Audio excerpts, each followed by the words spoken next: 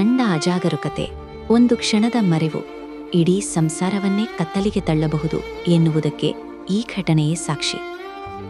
ತುಮಕೂರು ಜಿಲ್ಲೆಯ ಕುಣಿಗಲ್ ತಾಲೂಕಿನ ಕೋಡಿಹಳ್ಳಿ ಗ್ರಾಮದಲ್ಲಿ ಇಂದು ಸ್ಮಶಾನ ಮೌನ ಆವರಿಸಿದೆ. ಆಟವಾಡುತ್ತಾ ನಗುನಗುತ್ತಾ ಮನೆಯಲ್ಲಿದ್ದ 2 ವರ್ಷದ ಕಂದಮ್ಮ ಯಶವಂತ್ ಇಂದು ವಿಧಿಯ ಆಟಕ್ಕೆ ಬಲಿಯಾಗಿದ್ದಾನೆ. ಆಕಸ್ಮಿಕವಾಗಿ ಹಳ್ಳಕ್ಕೆ ಬಿದ್ದು ಈ ಪುಟ್ಟ ಬಾಲಕ ಪ್ರಾಣ ಬಿಟ್ಟಿದ್ದಾನೆ ಎನ್ನುವ ಸುದ್ದಿಯನ್ನು ಆ ಕುಟುಂಬಕ್ಕಿರಲಿ ಇಡೀ ಗ್ರಾಮಕ್ಕೆ ಅರಗಿಸಿಕೊಳ್ಳಲಾಗುತ್ತಿಲ್ಲ.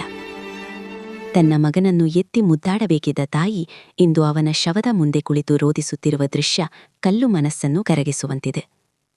ಮನೆಯ ದೀಪವಾಗಬೇಕಿದ್ದ ಮಗು ಆಟವಾಡುತ್ತಾ ಹೋಗಿ ಇಂದು ಶಾಶ್ವತವಾಗಿ ಮೌನವಾಗಿದೆ.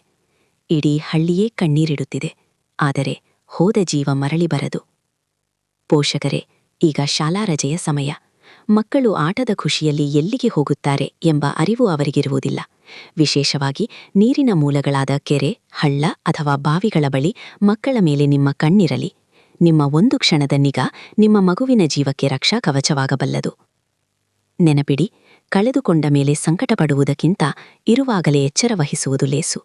ಪುಟ್ಟ ಯಶವಂತನ ಆತ್ಮಕ್ಕೆ ಶಾಂತಿ ಸಿಗಲಿ.